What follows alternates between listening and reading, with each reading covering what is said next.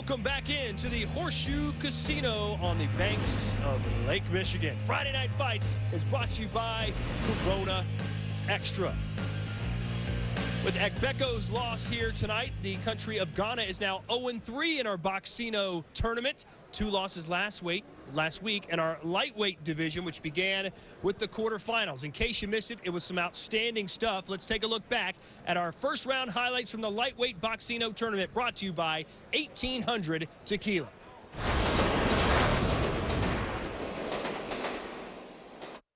Boxino 2014. There's that uppercut, Teddy. Put 2 of them together. Mendoza fills that stage with a left hand and a right uppercut. Down to the wire. Who wants it more? Gonzalez. Oh, and he caught him going back and run, and he sends back Amadou. A draw after 6 rounds. Tournament style, we go to a single draw breaker. That right hand landing by Petrov is hurting Papazov here. The undefeated Papazov might not be undefeated much longer. Petrov. Body shot scored a knockdown. Oh, and he caught him again. Nikwe does not look good at all. He could finish him here. He's going to get rid of him. TKO victory. Arcamo. What a statement to finish off the quarterfinals of Boxino.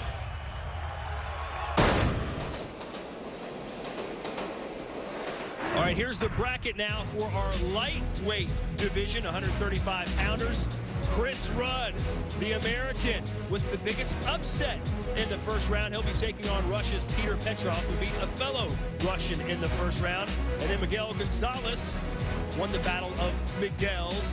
And he'll be squaring off against a very impressive Fernando Carcamo, who knocked out his Ghanaian opponent very early in that fight. Those are your semifinals. They'll be held at the end of March in North Dakota. I'll be doing blow-by-blow for those fights. Can't wait for that. Coming up now, our third fight here in the middleweight division. It sees a Ukrainian making his U.S. debut.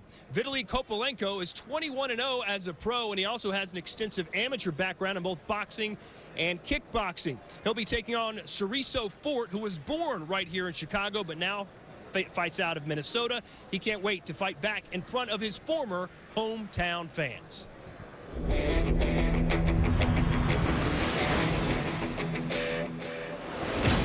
People ask me, like, how you feel, you never had your mom in your life, your dad like that. But, I wouldn't have it no other way because, being alone make you strong.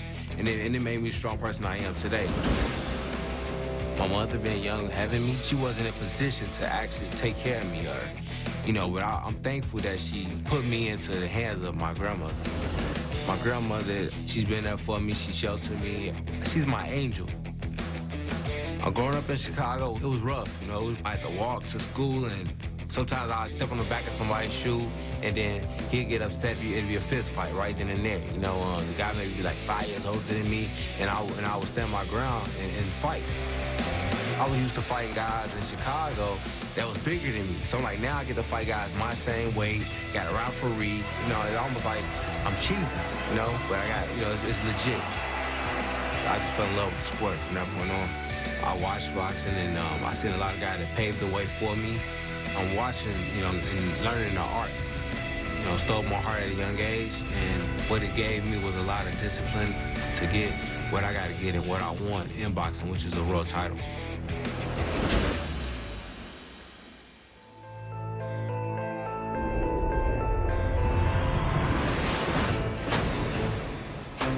Мне нравится этот вид спорта, я занимаюсь уже давно, с 98-го года, поэтому я люблю этот спорт. Вот и все, Боксирую в турнире, потому что это для меня честь боксировать на этом турнире. И какая цель? Цель выиграть. У меня всегда присутствует волнение, в плане не в том, что там трусости или еще чего-то, а у меня волнение в том, чтобы хорошо выйти, отбоксировать, показать хороший бокс. Для меня это очень большой шанс боксировать в дальнейшем за титул победы, когда я выиграю на этом турнире.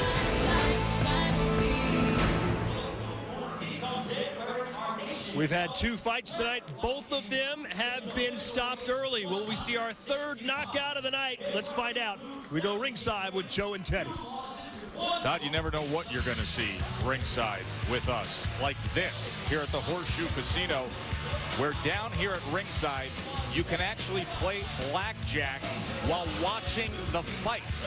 Now, we've done a lot of fights through the years, Teddy, and a lot of casinos. That's a first. Blackjack table ringside here at the Horseshoe in Hammond, Indiana. Yeah, and there's been a lot of fighters that, well, they've been breaking. Well, here's the big gamble here for Cerresso Ford.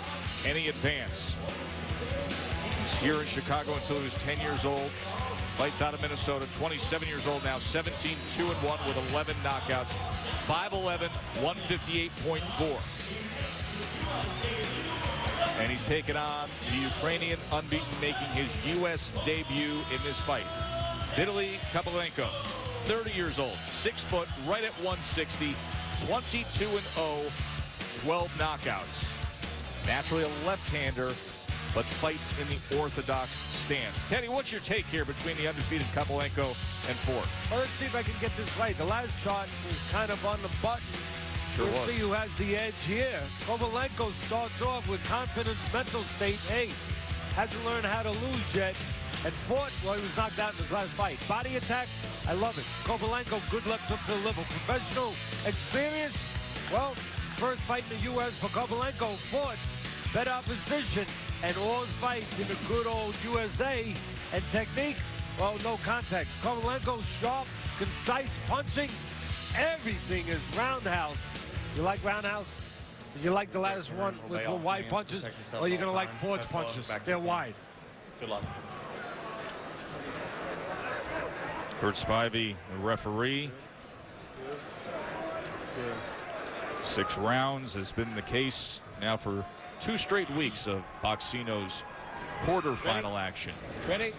We have yet to see a decision tonight. Back-to-back TKOs to start the night as we are underway with the Ukrainian against the Get ready for wide U.S. punches. fighter here. Get ready for USA wide punches. And Ford coming in a tough spot here, knocked out in his last fight. How do you get rid of those bats in the belfry, those bad thoughts, those haunting images that are up in the attic? It's up to Kopylenko not to let Ford get rid of them. And one way Kopylenko can do it, or one way is with a body punch, the other way is with a straight right hand, right down the middle when Ford throws one of those wide shots.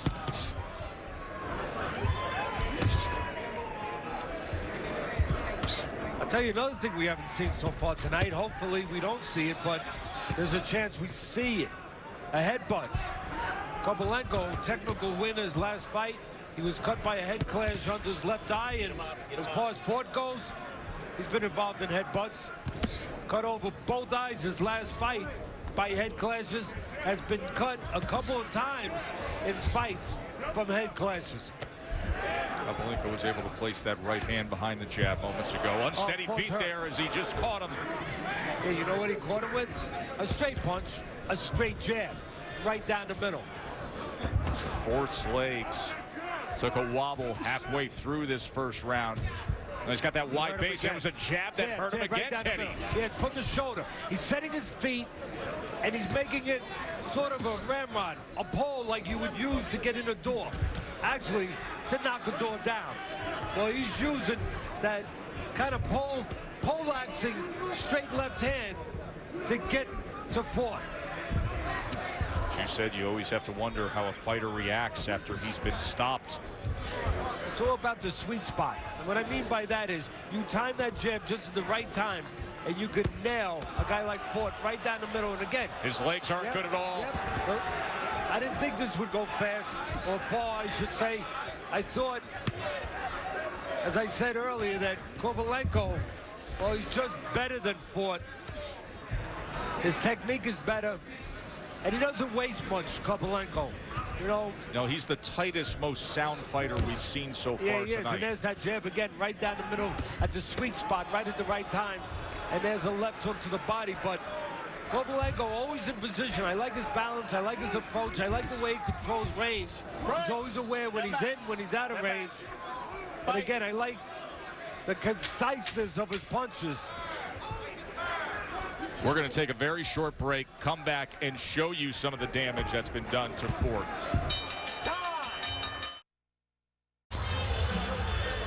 As always, Friday Night Fights is presented by Corona Extra, as Friday Night Fights in the midst of the Boxino middleweight tournament with Vitaliy Kopylenko, 22-0 in Who says control. you can't hurt a guy with a jab? Well, Kopylenko definitely doesn't say that.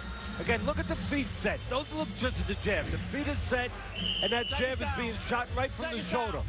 So that's a power punch. It's a punch that you're not seeing. You don't see it, you get hurt by it. Fight.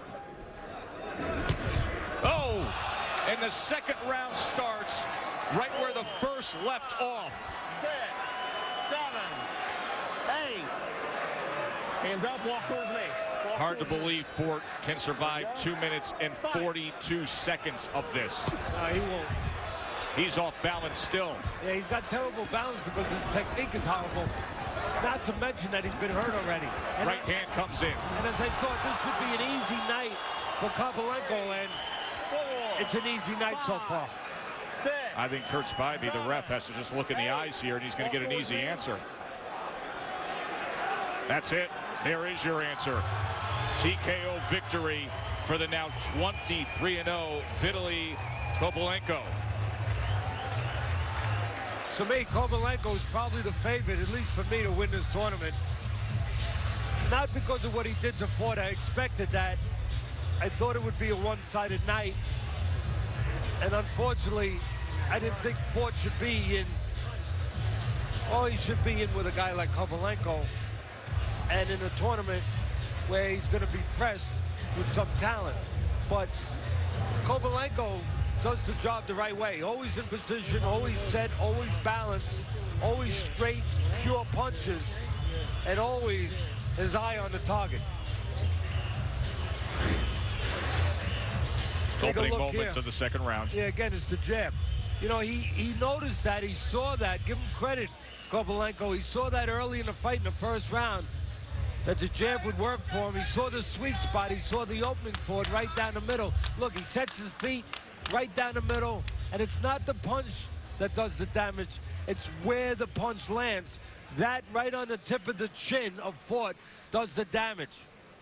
Obviously, he had clear advantages in skill and technique, just a better overall fighter, and a young man making his U.S. debut, a Ukrainian fighter, Teddy, and we were talking before we went on the air today, his home country in the midst of political unrest back home as the former Ukrainian president fled the capital a week ago tonight.